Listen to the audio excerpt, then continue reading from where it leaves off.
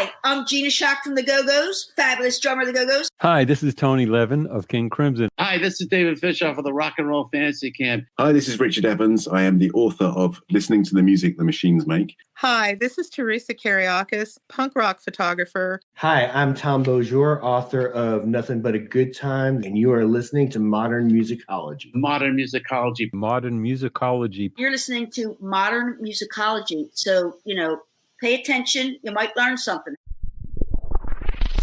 You're listening to the ESO Network, your station for all things geek.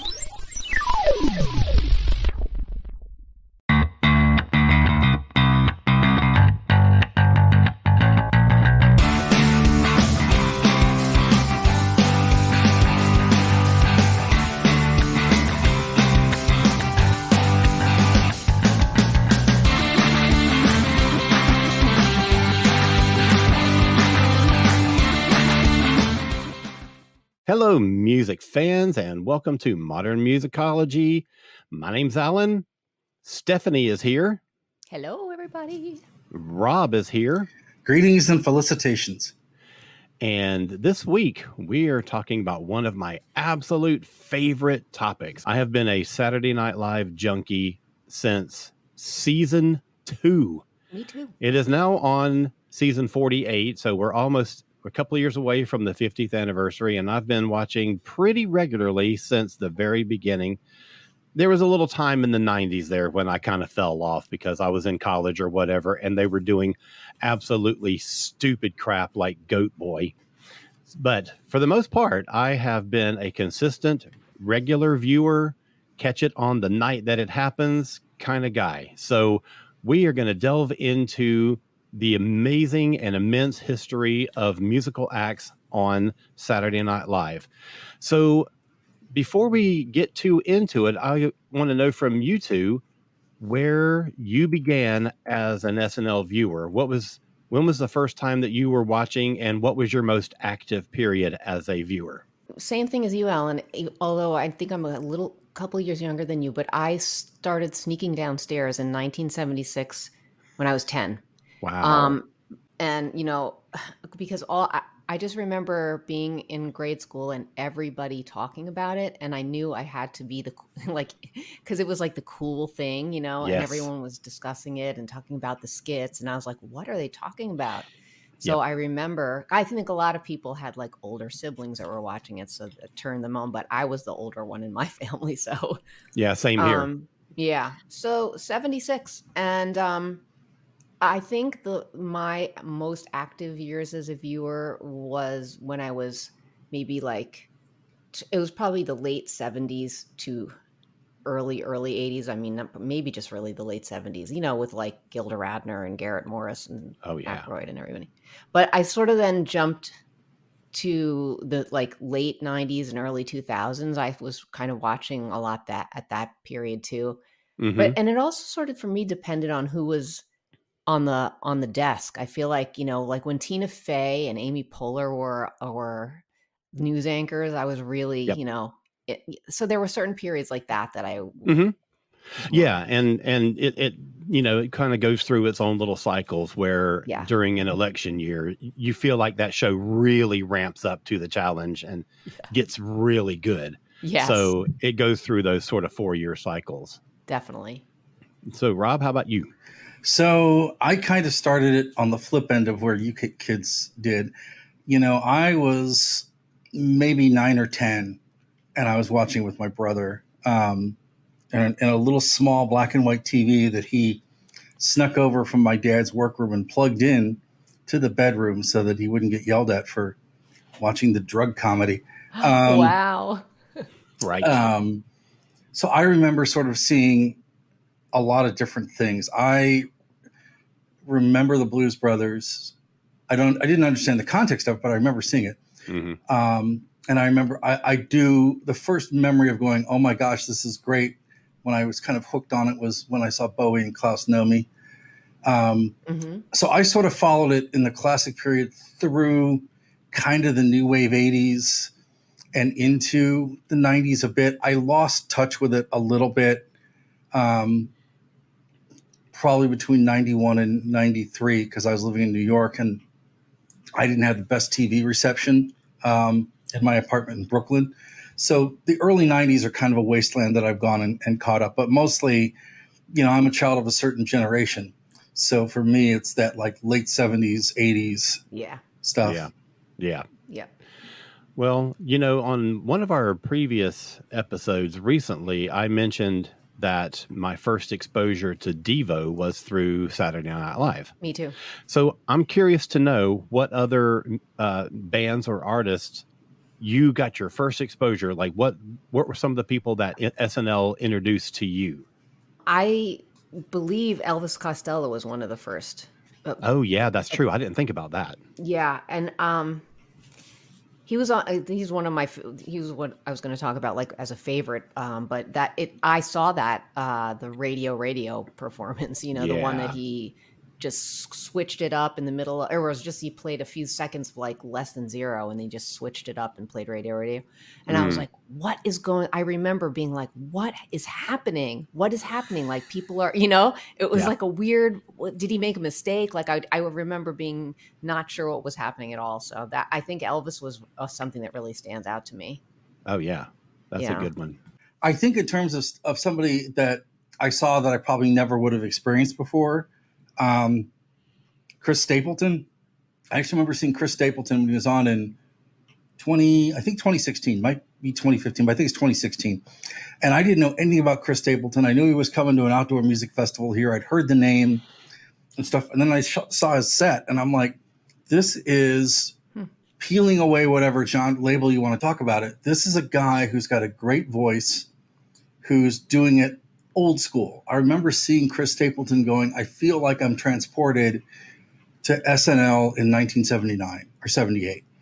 Just in terms of like, it's all about the musicianship and the voice and not the costumes and the, oh, I'm cool dancing around stuff. Right. Mm-hmm. So I do remember that. And then I'm going to throw a weird curveball. The very first time I ever heard Pavarotti was on Saturday Night Live. Wow. Yeah. And, I've learned to really appreciate his career and stuff, but I just remember seeing that when he came out and I'm like, what is this? And then there's that voice. I'm just like, this cat owns the room. What is this? Right.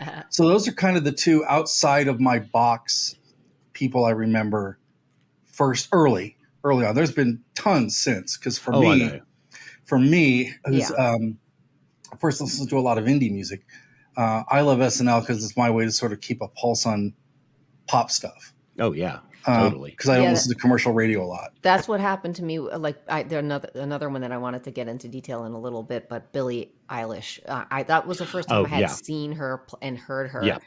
And to be honest, I didn't like her singing. I wasn't like blown away or anything by her, but the performance itself was crazy. So we'll talk about that more. But that's something on that, onto your point, Rob. Yeah. Yeah. One of the ones, I don't remember if I had ever heard the song first and then saw it on SNL. I didn't though. I think the first exposure that I ever got to the B-52s was on, and this was 1980, I think it was. And they played Rock Lobster and Dance This Mess Around. And I think that was my first exposure to them. And I was like, I don't know what the hell is going on with this. It was like the weirdest thing I had ever seen. I did not like it. I didn't appreciate it. Later, I became a huge B-52s fan. Yeah. But my first exposure, and it was not the one that actually sold me on them, was on SNL. Now, they appeared a second time too in like 90, I forget what year, but they did Cosmic, I guess 1990. They did Cosmic Thing and a second song. I don't remember the second one. And I don't think I even saw that first run. I think I caught that later on. And I remember that Cosmic Thing, the tempo was really slow. And it's such a fun dance rock song. The tempo is super important. And so I don't know why I'm even bringing that up, because that's not a first exposure, but I do remember that it was a weird performance. And that first one just like boggled my mind. And I was like, this is the dumbest thing I've ever seen. Similarly, Talking Heads. My first real exposure to them was seeing them do Take Me to the River. And it was so strange because even the way that they recorded it, he sang it completely differently. And he really exaggerated it and did a lot of like vocal tricks and a lot of like weird stuff. And I was like, I did not have a very open mind when it came to music in the 70s. Mm-hmm. I was very sort of like, this is what I like. This is what I think is good. And SNL exposed me to a ton of stuff that was outside of that. Definitely. So I think it's one of the things that started to really make me think differently about music. Those are two really out there examples too. I mean, those bands they are weird when you see them. It is like seeing Devo for the first time. You know, when you said that, I had thought really that Jenny Davis who was my bunkmate in camp had introduced me to Devo, but no, because I recalled that I had seen them before then, you know, when the album was released. And I think it was just a couple months later that they played SNL. And that was the first time that I saw them. I was like, what the hell? And then I connected it at camp. I remember like, oh, that was that band, that weird band I saw. Yeah.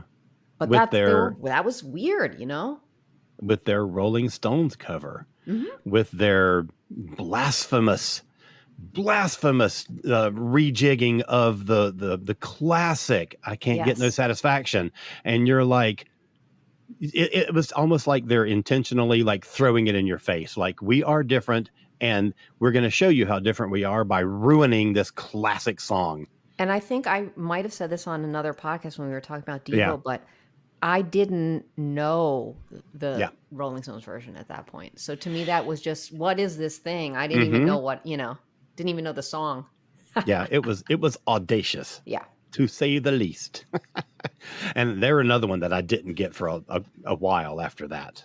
I remember seeing Lizzo and SZA, you know, artists that I heard and loved their songs, but I just didn't really know much about them. Yeah. And just like going, okay, what is this? You know, I think that my opinion of Taylor Swift changed. Not that I didn't dislike her. I just was kind of like, she's in her own corner. All the popular kids like her. I agree, Rob, with that. And I think that was probably a very seminal moment in her career as well. So there's a lot. I mean, there's a lot. There's a ton of things. You know, the Arcade Fire when they were on, even though I had the record and heard them, I'm just like, okay, this is something completely beyond. You know, there's 9 of them. What the hell? They were so good too. That was such a good show. I've got another recent one. Somebody that I might not have ever heard, but became a favorite because I saw him on SNL. And this is just like the end of the last year season, Japanese Breakfast. Oh my God. So Japanese Breakfast is a girl named Michelle Zahner, and she performs under the name Japanese Breakfast, but she's also an author.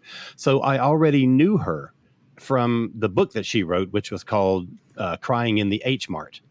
And it just exploded, and it was hugely popular. So that book crossed my path an awful lot. And I knew from that she performs music under the name Japanese Breakfast. And I'm like, well, that's super cool. I don't have any idea what that is, but fine. And then they were on the final episode of last year's season and absolutely blew me away. I was so super impressed with the songs and with the performance, and it was just fantastic. So thanks SNL for, you know, introducing me to Japanese Breakfast and making her one of my favorites. Yeah, I really learned to appreciate her more after that. The same with Phoebe Bridgers. Yeah. And also Brandy Carlisle. I'm getting to that later. They're both artists. I'm like, okay, I listen to their albums and stuff, but like, you know, it's kind of like when they're on SNL, they're a little unblemished by, you know, the sheen of popular TV shows and things. They can kind of cut loose and kind of do their own thing a little bit. So there is still, despite, you know, the aging of the show and whatever you say about the cast and stuff, the music is still able to be raw and scratch some nerves and do some interesting things. Yeah. All right. Well, let's talk about some of our favorites, some of our standout performances over the last 48 years. What are some of the things that really stick out in your mind as being like a milestone or a real hallmark of your time watching the show? Nirvana. Yeah. Oh, That might be like my one. Yeah. Well, I don't know if it's my number one, but but definitely Nirvana. I mean, that's Yeah. man. I mean, obviously, I knew who they were, and I loved them, whatever. But just, I think that just totally broke up open grunge to the whole country, to hold the whole yeah. world. I mean, that was like, it just made them massive superstars in this Yeah. blink of an eye. Right. And the crazy thing was that, they did play Teen Spirit, of course, but then they played a B-side for their second song, which kind of nobody expected. Territorial pissings. Yep. And then they trashed everything. So Yeah. Oh, yeah. And then they also like started making out with each other during the credits rolling. So that was kind of interesting too. The whole thing was just so in your face. They were just in your face. Oh, that's good. There's a lot of regret for me that Nirvana show that I'll tell you about later. For me, the Strokes, who were on, I think, in 2002, mainly just like, okay, I heard their records. They can make a 3-minute song. They're pretty boys. They're New York. They're cool. Can they play rock and roll? And they could. So, so that. Also from recently, the LCD Sound System show was also bonkers. It was. It was like, it was bonkers in the same way that the Arcade Fire was. It's like, what are they doing? They're nuts. They're crazy. I remember seeing Bowie, and I remember seeing Queen. And one of the first times that I saw Queen, I mean, I'd heard Queen, but I never saw Queen. It's like 13 or 14, right? And I have to say, I saw the Sinead O'Connor thing happen in real time. Yeah. Oh, yeah. And, I was gonna say, people always think of, oh my God, she tore up a picture of the Pope. But what people forget about is that she did a cover of Bob Marley's War. Yeah. With no band. Yep. And just her voice. So and you're just like, okay, wow, this voice is like. And she's just staring you down directly to camera. She's just looking like right into your face. And like almost like so intense. She was almost, looked like she was almost in tears, or, she was just so angry and intense. Right. Yeah. I'm just like, I'm not going to make this woman mad ever, but man, I mean, what an amazing talent who has just made career choices that are, let us just say, interesting. But at that particular moment, she was pretty friggin' great. And do you remember after she tore the picture up, like the audience just didn't know how to react? That's something I remember too. It was like everyone was like, and then they cut it to commercial, and because I think they didn't know what to do. And that was she did that live on air. That did not happen in the dress rehearsal. They knew that she was going to tear a picture, but it had nothing to do with what she actually did on stage. So they had no warning that she was going to be pulling that picture out on stage and ripping it in half the way that she did it. Yeah, it was really a shocking moment. Yeah. But wow, such a statement, so powerful. Right. I mean, and as as somebody who puts out records at the time, I'm sure record label people are like, oh my God, we just sold 1 million records. Oh my God, we just lost 1 million records. Yeah. Yeah, basically. So I remember watching that moment just going, what is going to happen with this? In the same way I thought about Nirvana.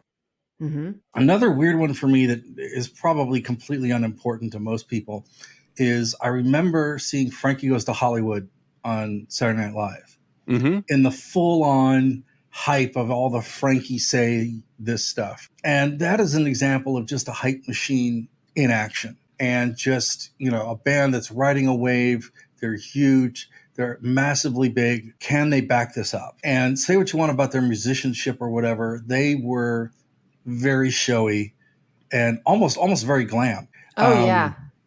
In how they did that. And I just remember watching that feeling very cool that like, okay, I do like this band. I'm all right, because the album is so much deeper than the one song.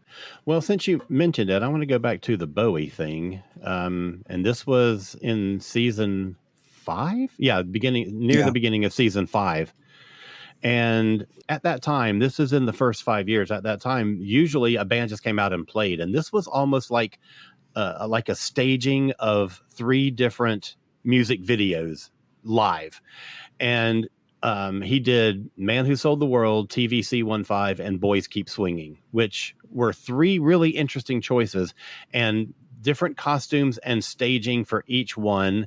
And, Klaus Nomi in the first one, and the woman's dress in the second one. And it was just crazy stuff. And then that crazy marionette, which they show his face, they green screen this puppet body underneath his face, so the body is dancing around like it's on stage. And they made him change one of the lyrics in the song because it other boys check you out, and they had to change that to something else.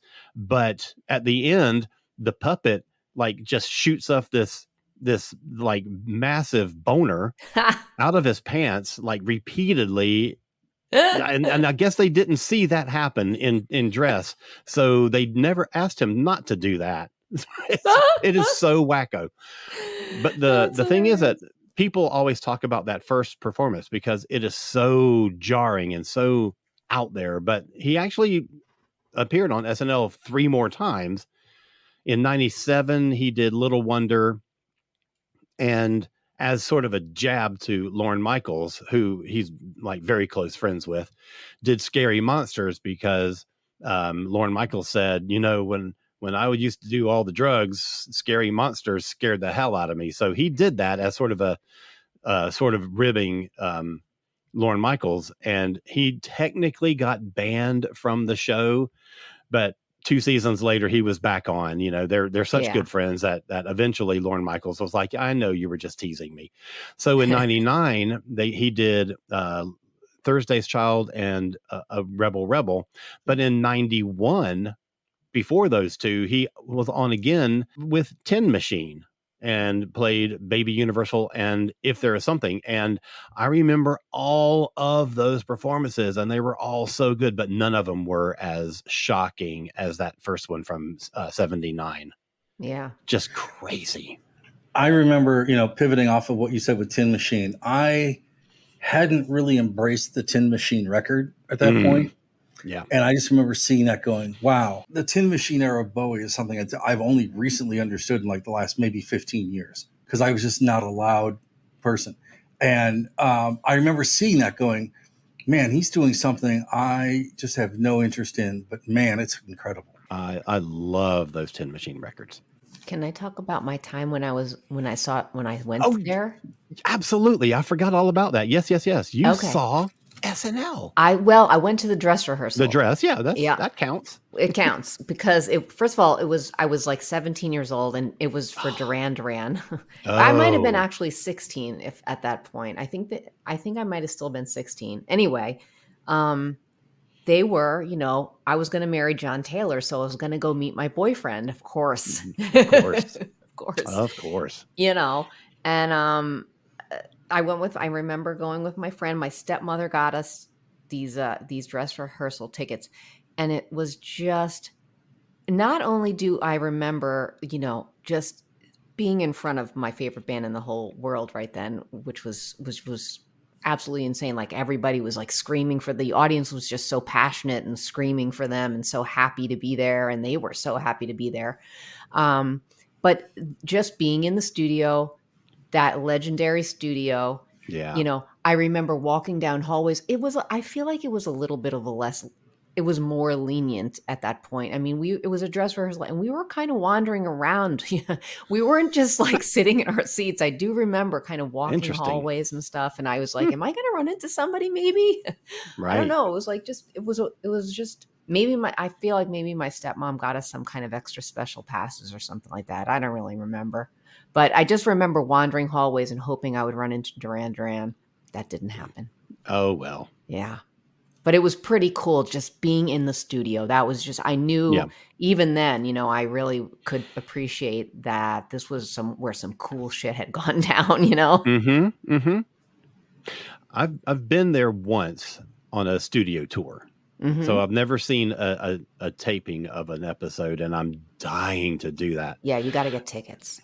Yeah. And you've got to, I really want to see how the show works, how everything goes. Because there's 3 stages. There's the main stage in the middle where they do the opening monologue and they'll do Weekend Update and all that stuff. And then there's the stage where the band performs. And then there's the stage where most of the skits happen.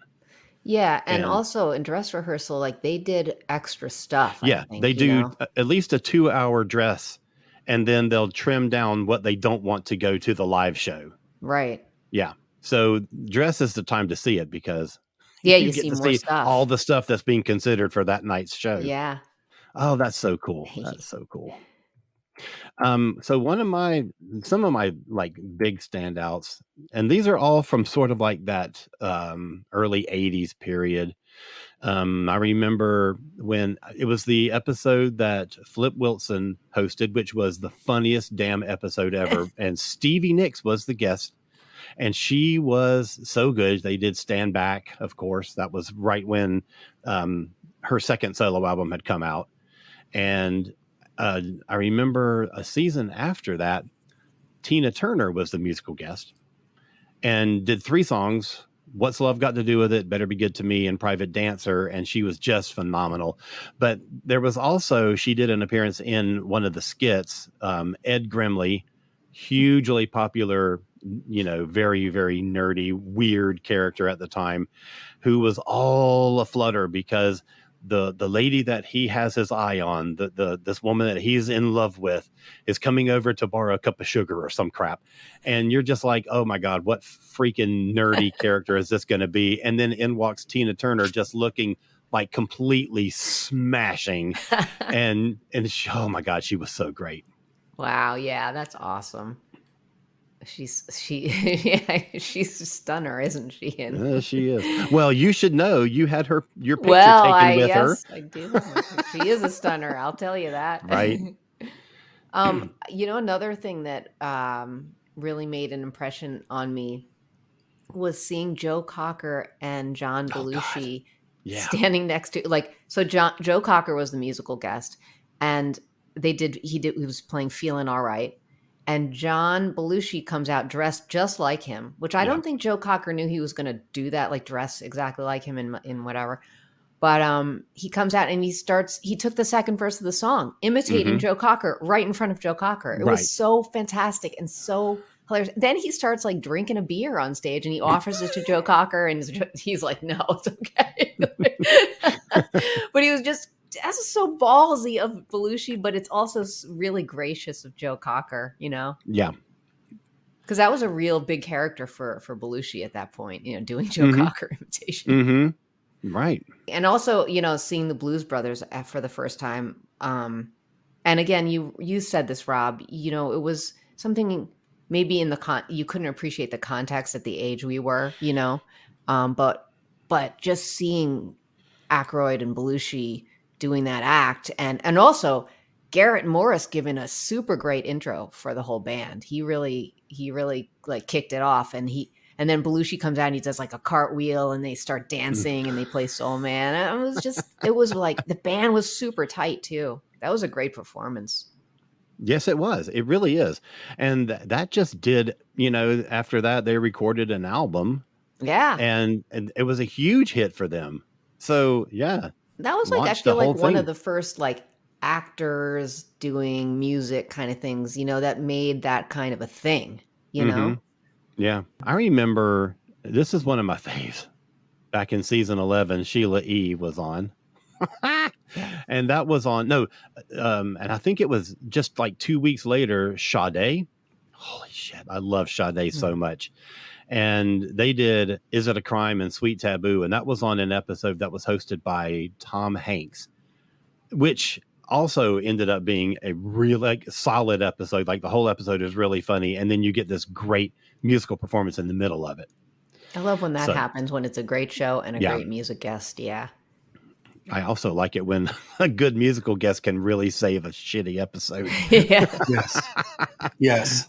Oh, Lord. You know, we were talking about Elvis Costello before and his radio performance, but Yeah. did you guys see when the another favorite one of mine was Beastie Boys, when they came out and they started doing one of their songs, I believe, and then all of a sudden, they were doing Sabotage, and then they launched into Radio, and Elvis came out and did it with them. I never saw that. Oh my God, that you have to Google that then, or YouTube Oh, it. It's so great. You know, one of the things about this whole discussion that we're having is that most all of these musical performances are not to be found anywhere. Most of them aren't on YouTube. They've never been released with reruns of the episodes. I mean, network reruns, yes, but not on like the syndicated ones. You know, like when Comedy Central does the SNL reruns, they're never there. The first 5 seasons were released on DVD, and this was years back. And they bought up all the broadcast right, or the resale rights for all the music. So all of those episodes that were released from the first 5 years on DVD are intact. Okay. Everything else is not, and they're in the archive somewhere, but they're never like publicly, made available unless they rerun, like NBC reruns one of those old episodes from the years ago. It'll be on that. Oh, yeah. So So you can't. hard. So you can't find it. I mean, well, you can try. I don't. You can. know. Yeah, you might be able to find something on like one of those pirate places like Daily Motion or something. But Mhm. there was one today that I was trying to track down, and I can't find it anywhere. Which one? And there's it's under my category of worst performances ever. Okay. So we won't. So put we'll it- get to that. We'll get to Wait, I that. have one more best one. Sure. Of course. Which is U2. Did you guys see the U2 one? Rob, he's We're gonna gonna fight. I knew our friendship was going to be in jeopardy at this point. It was going to be one of the two things that we were going to fight about. Wow. I'll say that I was excited to see, look, I'm not a fan. I'm not a fan of later U2 stuff in the way I was in of the first maybe 5 or 6 albums. I like them, a lot of them, but some of them I don't like. So when they played Vertigo and Sometimes You Can't Make It on Your Own, it was like, okay. But then when they launched into I Will Follow, and you see the fucking cast going bananas, like they were losing their shit. It was like all of a sudden they were getting a free U2 concert. Like Right. that was so exciting, and that was just, and then they just played out. See, and this is what bugs me. Okay, If they just would have done that, no, that is the U2 that people but they had a fell new in love. album to promote. Right. I know. I get that. No, I totally get that. That is the moment, that people love. That's the band that people love. But then, like, I'm watching them do Vertigo, and I'm watching Bono, and I'm just like, dude, get over yourself. It was like the whole, like, right around that record, he was just so self-indulgent. I just like, I couldn't. It was just like, oh God, just and if you watch that and you watch him play it, Adam Clayton, there's a really couple moments when Adam Clayton and the Edge look at each other that is very interesting, that I would love to know what those looks mean. I'll have to look. I'll try to find that. It was just like, okay, this is a guy who's like self-indulgent and out of control, and I can't deal with this. And compared to the early records, I'm just like, this is, well, yeah. I mean, it's not discotheque, thank God, but yeah. I'm just like, oh my God, can we? I mean, I was very happy when they did I Will Follow, because I'm like, okay, this band that I thought is completely sold out still has their teeth. And right? I wish I could have hung around, or they just could have just kept playing that show, because maybe they played more songs for everyone. You don't know. We don't know. Well, like the Arcade Fire, they played like, I think 30, 40 minutes after they went off the air. They kept playing, right? That's so cool. Like they did at the Grammys. So, so sorry, Steph. That's okay. I understand. I do. Friendship intact. We are okay. Right. All right. So, Stephanie, you mentioned Billie Eilish a minute ago, and that's one of the ones I wanted to bring up too. So I'm curious to know what performer's appearance on SNL completely changed your opinion of them. And I've got a list of them. The first one on my list is Billie Eilish. Yeah. because I tried. I mean, she was one of those, she's like the new important artist. She's the one that's the industry darling. She's the one that wins all the awards. And I'm like, there's got to be something here that's just, I'm missing.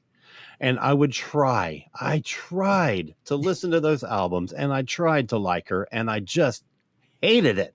Yeah. Because she just has to do this. I know, and that's what I didn't like sing too. her songs like this. And so she was both musical guest and host. And I thought, all right, well, let me see what she's got. And first of all, as a host, she was wonderful. She showed you her silly side and her funny side. And, you know, she really like put herself in the skits, but then the performances fucking blew me away. I was like, holy shit. This is what I've been missing from her. She was just forceful and powerful and in the moment and just tearing it up. And it was amazing.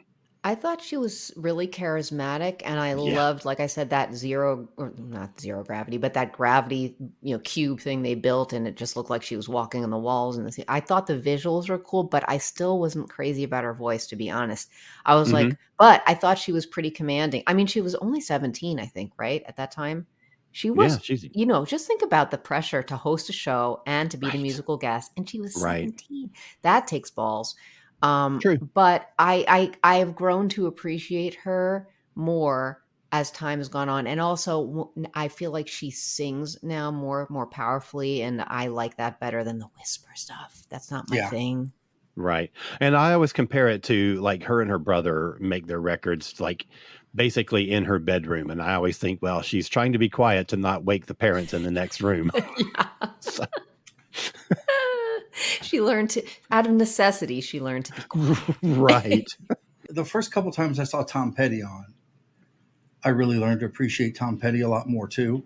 I'm like, okay, I get this. I totally get why people like Tom Petty. He was very much an acquired taste. As a music person, I came to Tom Petty and Jackson Browne later, after punk and new wave. But I just really thought that his songs translated well and that his band was good. I didn't know at the time that Dave Grohl would go on to be Dave Grohl, because Dave Grohl was his drummer when he was on SNL. Yes, that's right. And Tom Petty? Yeah. Yeah, he played with him, yeah. I never knew that. On that, yeah. I don't know if they toured together or anything, but it was just that show. Yeah. I just remember being very much impressed by that. I know we talked about Phoebe Bridgers. Brandy Carlisle was great. It's the first time I saw Lana Del Rey. I know Anthony wanted to mention Lana Del Rey, and I thought her voice was interesting, and some of the songs that she picked out were interesting too. I wasn't sure. Anthony hates them. I wasn't sure. That was the worst performance ever. Here's the thing. I love her voice, and I love her songwriting when I read it, but I don't always love the presentation. But I remember my way of interpreting this question is, am I curious about the artist enough to explore them more? Right. Yeah. And in the same way that, Phoebe Bridgers and Brandy Carlisle made me want to explore them more. This is one of those. I'm like, okay, this could be interesting. I literally left that performance going, is this interesting? And I just don't get it. Or is this just weird? And I still don't really know, because I think as a songwriter, she's really good, but I don't always think the execution is there. So she's kind of a conundrum for me. But they're one of the bands I definitely love. I love seeing Springsteen on. That's the first time I saw Springsteen live, was on SNL. And I just thought that was absolutely fantastic. And, an artist that I remember thinking different of too was Chance the Rapper. Oh, interesting. Yeah, because I just thought he was so different in just, everyone talks about Kanye, but I just thought his approach, as a rapper and somebody who does hip hop, I just thought the whole way he did it, the presentation, the style and everything, it was just so different than a lot of the hip hop stuff they get on there. And I just thought it was really musicianship worthy. I really liked it. I have two that really changed the way I thought about or that really impressed me. And one of them was the White Stripes. I don't know. I never really was into them so much. And then I saw them and I was just like, I don't know. There was something just about seeing two people up there just playing, you No, know? that I remember band, that. Yeah. that band live was phenomenal. Yeah. They It had was like a something going on. different thing. I mean, and Meg White is a great drummer. Meg White's no Stephanie Seymour, but she's a great drummer. I think she's And there's something weird, but there okay. was something about the way his voice was just kind of crooked and her drumming was kind of crooked Yeah. in conventional pop terms that worked. Yes, Mhm. exactly. And so I think that made me sort of appreciate them more and explore them more. But I hate his solo records. I don't know. I can't say yay or nay. But the other one was Radiohead. Did you see 2000 Oh. perform? Oh, Yeah, wow. that was I loved them, but just to see their intensity and his intensity, really, but together as just this powerful force, I Yeah. feel like they really nailed that performance. Yeah.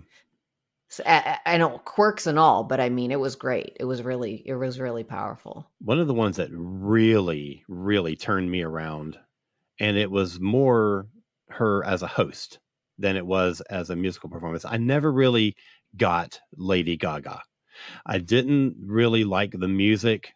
There was a couple of songs like Bad Romance is really catchy. So I eventually kind of liked that a little bit, but she was kind of like Madonna for me. Madonna at the very beginning, I was like total flash in the pan. Yes, Yeah, this is totally. not going anywhere.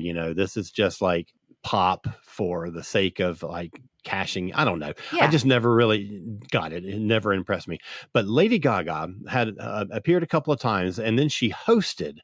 And as a host, she was fantastic. She would do anything that they asked her to, and including like poking fun at herself. Yeah. Like she would make herself the object of some of the jokes, and I love that. But the final skit of the night was this really, really sort of melancholy. It was funny, but there was also this touch of sadness about it. And it was she was playing herself as an old woman living in this high-rise apartment, completely alone, washed up. No one remembered her, and she would break stuff in her apartment just to get the superintendent to come up so she would have someone to talk to. Oh God.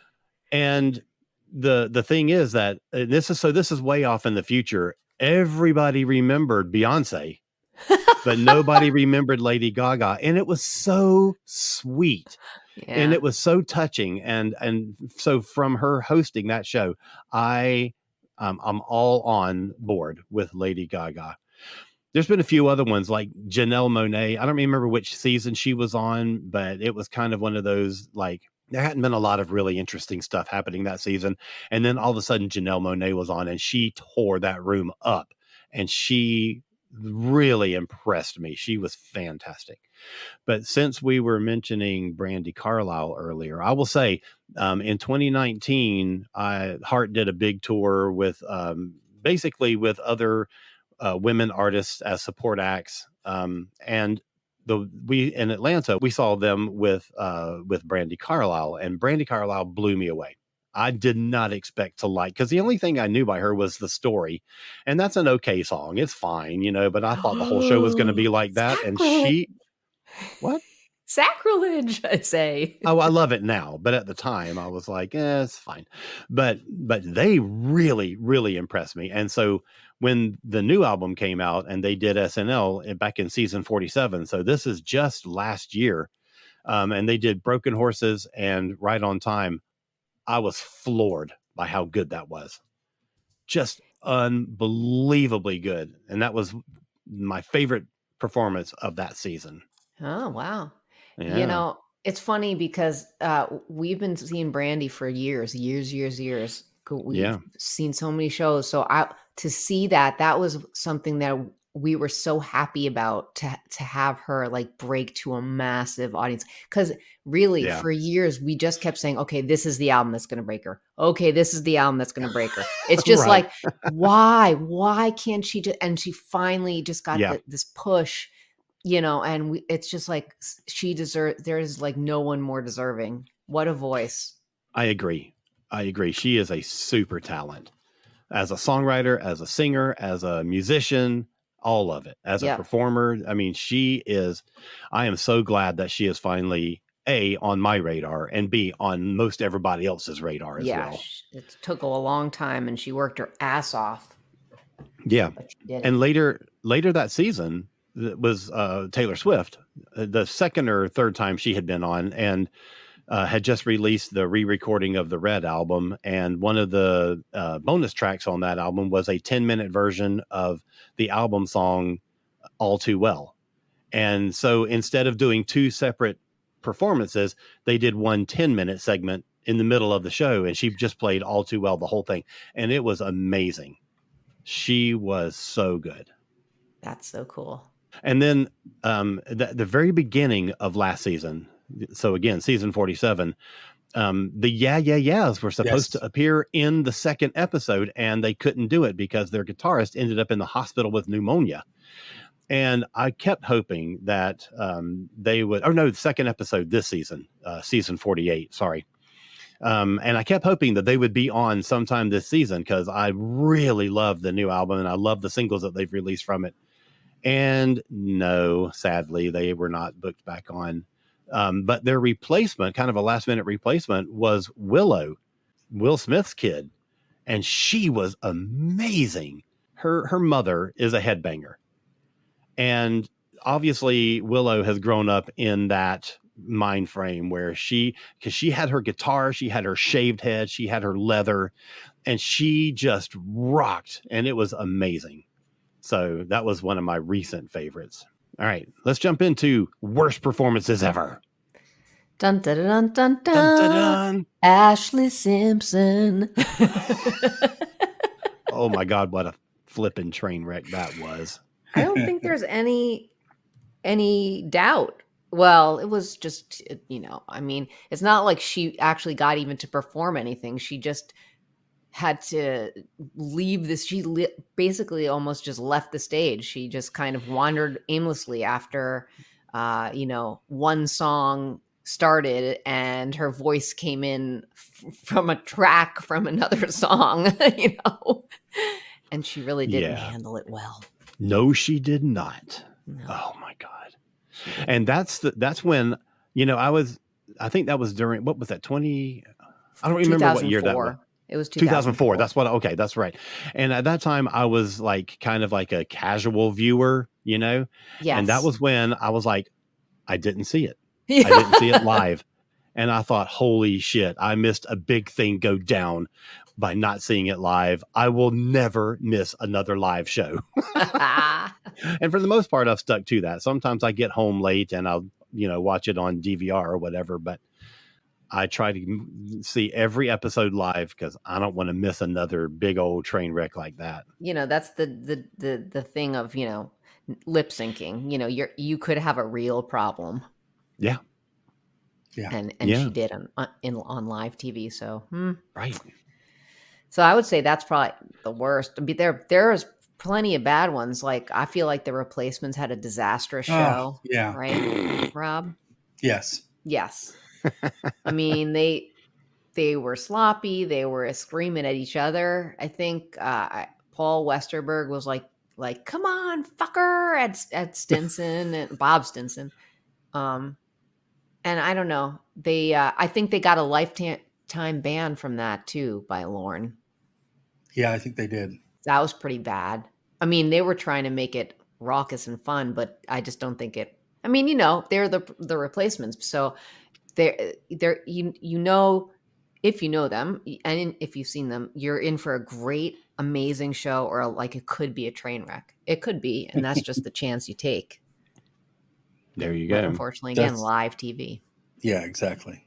I thought another one that was equally bad was Technotronic. And I don't remember the year. I didn't look it up, but I was trying to find a video of their performance today because the way I remember it, it was so awful. Like, I don't know if it was just, awful was it? Yeah, I don't know if it was just a monitor issue, like the singer, Kid K. I don't think she could here, and the way that I saw it at the time, I thought it was like a pre-recorded thing that went wrong. But maybe it was just that like her monitor or something wasn't working and she didn't have a good sense of what the band was doing, but her vocals were completely off. And it was just terrible. I think it later came out that she didn't actually sing on the record. That's which could have been part of it. Right. That's what I'm thinking. But I was reading today when I was trying to find a video of the performance, I was reading something where somebody had posted that it was on a Reddit, and she was curious to know if Your Kid K was on socials anywhere, and she's really not. But she had posted somewhere on a Reddit wondering if anybody had a recording of their performance on SNL because she wanted to see it again. Wow.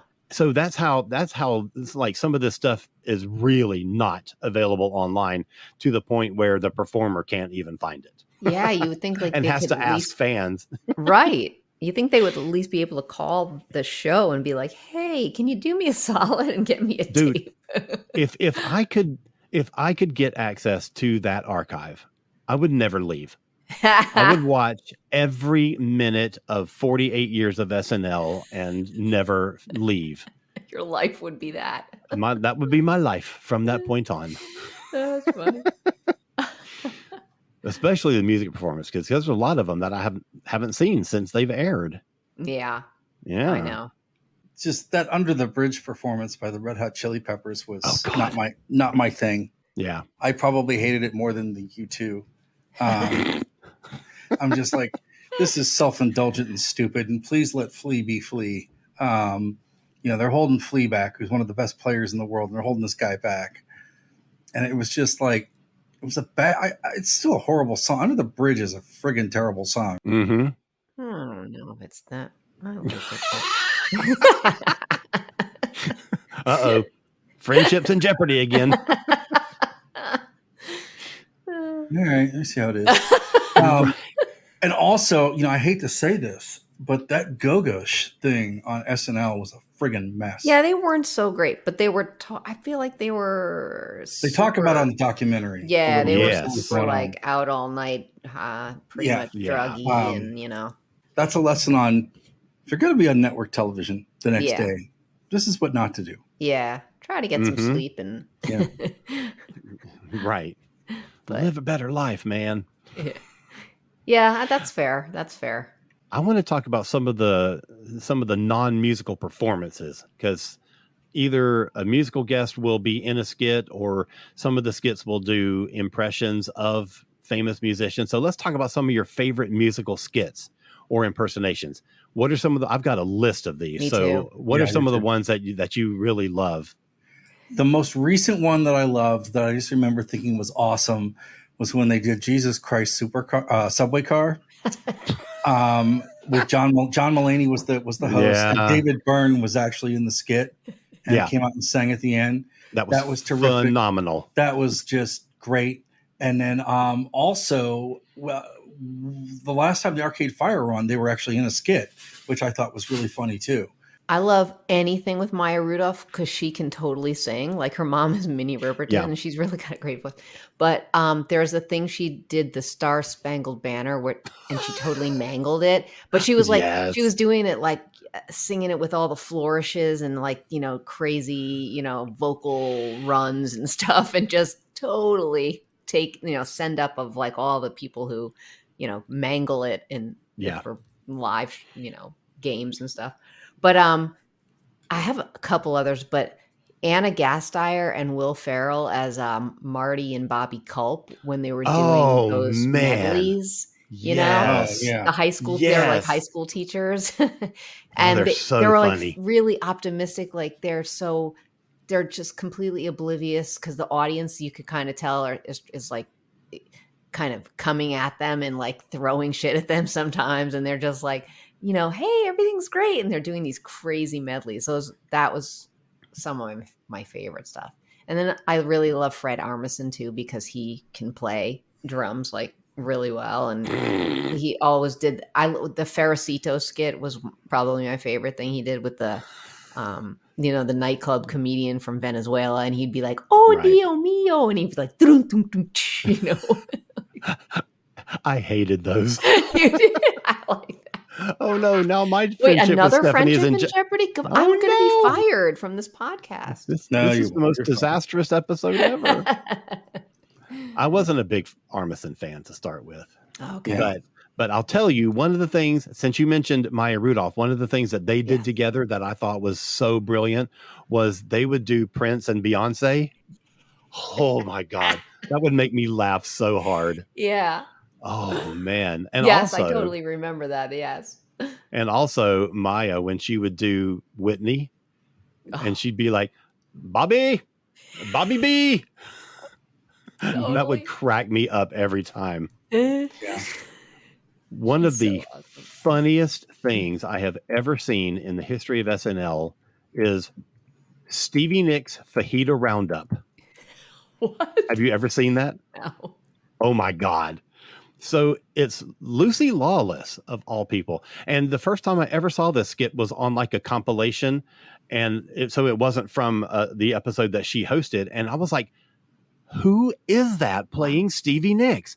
And so they would take a couple of Stevie songs and they would change the lyrics to be about a commercial for her fajita restaurant. Holy shit. And it would be stuff like, like landslide, and I saw my reflection in a big old plate of nachos kind of thing. It was the funniest thing. And she's talking about, back in the 70s, when I was addicted to Lindsey Buckingham, magic, and cocaine. And it was so funny. Oh my God. That is one of my favorite things they've ever done. They used to do, back in the 90s, I think it was, they used to do a couple of VH1 Behind the Music skits. Yes. And one of them, and I don't remember what the subject of the skit was, but they're talking about, and they would get the guy who narrated Behind the Music to narrate the skits. So you have the voice and everything. And he's like, everything was going well and they're having hit records. And suddenly tragedy struck. And then a different narrative voice came on and said, and suddenly tragedy struck is a trademark of VH1. And that cracked me up. The skit was okay, but that one thing, that insertion was so funny. Yeah, it's such a parody. Like, it's so true. Right. There was a really great character that Kristen Wiig did it was the three beautiful Dunice sisters. Oh my God, yes. The Morel sisters, and she played Dunice, like the one with the tiny hands. Oh my God, and she was so funny. balding. She was like, too funny, like the awkward sister with the tiny hands. I think the first time they did that was Anne Hathaway was the host, and she was one of the Morel sisters. That sounds right. I think that was so funny. Oh my God. Yeah. So hilarious. I have to say too, as much as it's overused and brought into the mainstream of the world, the cowbell skit is still great. Oh yes. Like that. You're right. That's the best of all time. You're right. And I just thought, like, this is so incredibly stupid and awesome and great. And I love that. The other thing too, which kind of started on SNL and pivoted into a whole side thing, is that whole Steve Martin King Tut thing, right? Yeah. I remember seeing that, seeing him do a bunch of this crazy stuff on SNL, and then my sister's playing his record in her bedroom. I'm like, and laughing and singing along to it and stuff. And I think that really helped him kind of set out his path as a musician now. But I think that's an interesting skit too, in terms of how that brings that around full circle as well. Mm-hmm. And even though it's not the real deal, the What's Up With That skits where they always have I was just going to say that What's Up With and That. he never does anything. Those are just amazing. When he's like dancing on the side, there's like one guy dancing, and just like those are so hilarious. And they did a skit with this is even painful to talk about. They did a skit once with Joe Piscopo where they did a spoof on the Sinatra. Oh yes. The Sinatra duets. Oh yeah, yes. And they did Ebony and Ivory, I think, right? Yeah, they did. That was brilliant. And Eddie Murphy played Stevie Wonder. Just phenomenal. Yeah. God. Another one, we were talking about the Blues Brothers, and there was another one from that time. Gilda used to do this character called Candy Slice, and it was kind of a Patti Smith send up where she was just completely strung out and couldn't even stand up. And the only time that she could function is when the song starts and she's at the microphone and she's actually singing. That one, I love that one. You got to mention Dick in a Box. Oh my God. That was the best. Oh my God. So great. And I hated it when it first happened, because I thought, well, this is just trash. This is potty humor. This is lowbrow. SNL does not need to stoop to this, but now I think it's one of the funniest damn things I've ever seen. And also Justin Timberlake doing, what was the character? He was like dressed up as was it a banana? Wait, I have the salesman on the sidewalk. Yes. What was he dressed up as? Oh, different things every time he did it. I know. Here, wait, we have to get that. And it was like, come on down to whatever town, and it would be a different one. Bring it on down to. Hold on, Justin Timberlake. He did it at least 5 times, and it was a different city. They did a Christmas one. They did. Like he did Bring It On Down to Omelet Town. Like he would do whatever it was. Right, exactly. Oh my God. He was a phenomenal host. Every time he was on, he was just the perfect host. Yeah, definitely. Yeah, that's great. Bring it on down to Liquorville. Like all these different ones. God, it was so funny. All right, so let's take a quick break here, and we'll be right back and do some picks of the week. See you in a second. What are people saying about the Best Saturdays of Our Lives podcast? Yes, what are they saying? It's a refreshing blend of nostalgia and academia. I like the animation programming strategy. I tune in for the amazing celebrity interviews. An insider's glimpse behind the scenes of your most beloved childhood memories. What's your website? The bestsaturdaysofOurlives.com? And the amazing ESO network. And here we are. We are going to talk about our picks of the week. And I'll bet you we've got a lot of great stuff. I know I have at least one good one. Rob, what's taking your attention this week? I'll lead with the new Beach House EP called Become, which was released on Record Store Day on some fancy colored vinyl thing that the kids stood in line for. And they decided that they put it out for their fans. So it's out. It's a bunch of songs that didn't really fit on the last record and don't really fit where the band is going, but they thought that together they sort of made sense. Mm-hmm. So that's out now. It's pretty great. Also, another person who's been doing records forever who just does not get the love he deserves is Mr. Lloyd Cole, who has a new record called Warm by Fire. That's the new single. And his album, which is coming out, is called On Pain. And it's good to have him back. He's just a terrific singer and songwriter who just doesn't get I love him. Nearly. Yeah. So I'm really happy that that's coming out. The album's coming. Also, Patty Mackey is an English, performer, artist and stuff. She performs under the name of Art School Girlfriend. And she has a single called Close to the Clouds that's out. It's from their EP from their Soft Landing record that's coming out. And she's been kind of doing this sort of like a DIY thing on her own. But it's kind of like this, kind of Portishead, kind of Bjork, kind of The Cure, kind of like washed out kind of stuff with female singer. And it's really interesting and it's really clever. So I'd recommend that. And then we are at some point going to talk about 1983. So I thought I'd set the table for that and also make stuff feel dutifully old. Mm-hmm. But the week that we are recording this in 1983, the Smiths released their very first single, Hand in Glove. And say what you want about the lead singer of the Smiths. That band changed a lot of people and how they viewed music, what they listened to, and what music did for them to get them through.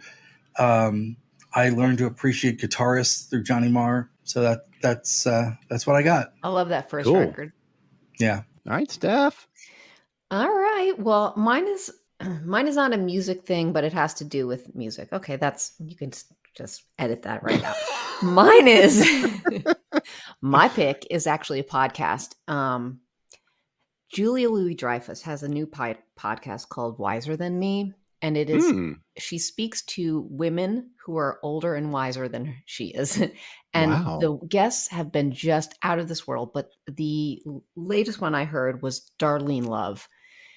And Ooh. it was just an hour of awesomeness. Just I'll Darlene Love was so open and her stories were fantastic. She's talking about Dionne Warwick and being, what actually they became super great friends. But like she was talking about her career as a, singing backup, but then really coming into her major success as a solo artist starting at age 40. And I was just fascinated by the conversation was just so wonderful. So wow. The podcast is always really interesting, but wow, Darlene Love just blew me away. So and she was talking about, suing Phil Spector, being the only one that was able to like successfully sue him and, really stand up for her rights. Yeah. Cause he just kept, kind of pushing her down and not letting her come out and be the singer that she could be, Wow. It was fantastic. So I highly recommend the podcast to anyone, really, because there's always some gems of wisdom that come out from these women that are mind-blowing, really. But the Darlene Love one was amazing. That is very cool. I love Julia. Oh, she's a great interviewer, too. She was a cast member on Saturday Night Live for Hells 3 or 4 years. That's way, right. way back in the 80s, and loved her. See how I did that? I know, it's very clever. I didn't even mean to. Right. So guess what? There's a new REM song this week. Really? Oh, wait, I'm sorry. It's actually a new Pretender song this week. It just sounds like it's an REM song. What? Yeah. The Pretenders have a new single out. It's called Let the Sun Come In. And when it starts and the guitar part, it sounds exactly like an REM song. And I'll let you listen to it and you can see. And so you can be like, oh my God, this is, and you'll fill in the blank with exactly the song title that it sounds like from REM. But It's a really good song. I'm actually I don't think the chorus is as catchy as the rest of the song is. I think the verses are really, really strong, but it's a really good song. I really enjoy it. And I love hearing anything that the Pretenders put out. So didn't even know that they had a single coming out. I just happened upon it and the day it came out and really enjoyed it. That was on the 12th, I think. No, that was on the 11th. The next day on the 12th, and I can't believe neither one of you brought this up, the new Sparks single. Right. Nothing is as good as they say it is. And it is a fantastic song. And it's all about birth. This baby has just been born.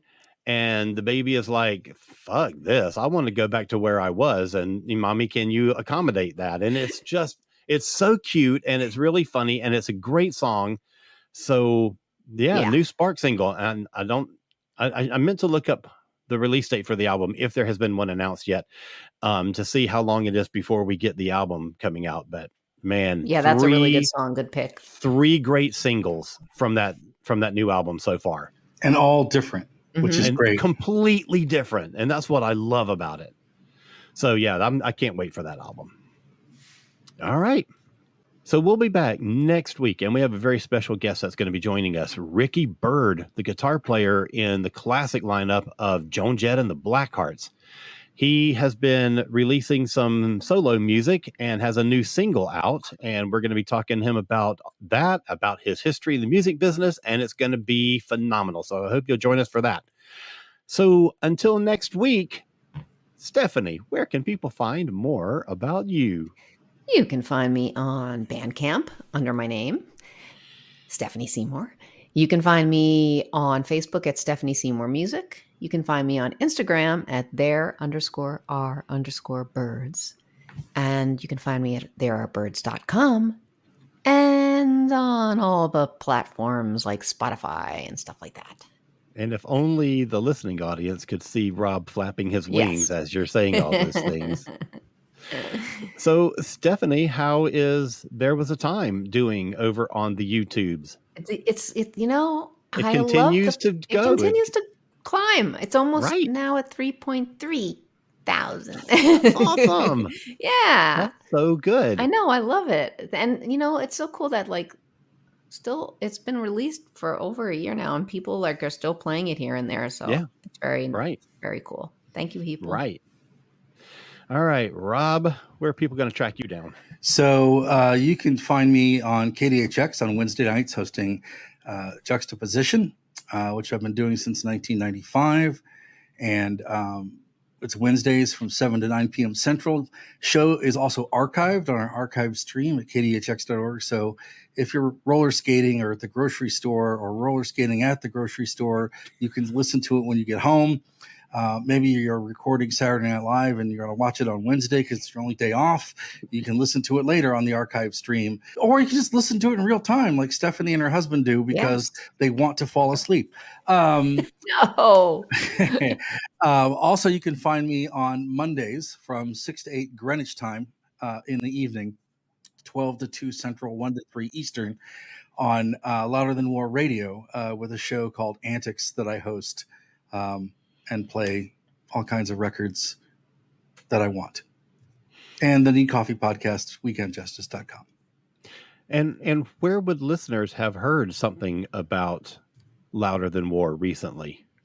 That would be through this podcast that we are on right now, actually, because we had Mr. John Robb on. Last week. Just last week, as he was preparing to go to Estonia. And his book is coming out in the States very soon, and we got him on the show, which was very cool. So yes. Well, it comes out May 16th. So by the time people hear this, it will already be out for about a week or so. So definitely go check that book out. It sounds phenomenal. For me, I've got a couple of other podcasts that I do. One of them is called Earth Station Trek. And it is, as you might guess, all about Star Trek. We do a weekly live show Thursday nights, 8 p.m. Eastern time. And then we release that as our podcast the next morning. So go check that out if you're a Trekkie. And I also have a show called Doctor Who A to Z. And my buddy Josh and I talk about random Doctor Who things every week. And that's a fun show. So go check that out. And I'll use that as a tie-in to say that our buddy Anthony, who is not here tonight, has a podcast also. It is called Watchers in the Fourth Dimension. And it is a Doctor Who podcast also. And they have reviewed classic Doctor Who stories from 1963 onward up through the middle of season 13. So there's a lot of content there for you to check out if you're a Whovian. All right. We'll be around next week. We'll see you then. Take care, everybody. Keep rocking on. This has been a broadcast of the ESO Network. Be part of the crew and help support our shows by donating to our ESO Patreon or by shopping at the TeePublic store, which can all be found at www.esonetwork.com. The ESO Network, your station for all things geek.